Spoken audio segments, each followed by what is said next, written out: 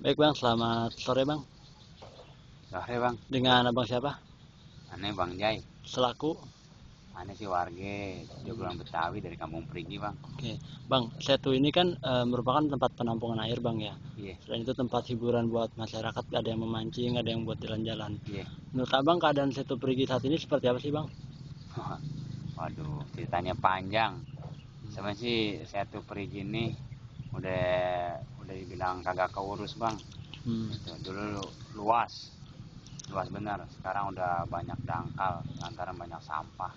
Itu jadi udah nggak terawat Bang ya. Sama sekali kagak terawat. Ini Nah, buktinya tuh banyak bener tuh tengah-tengah debit air berkurang. oke.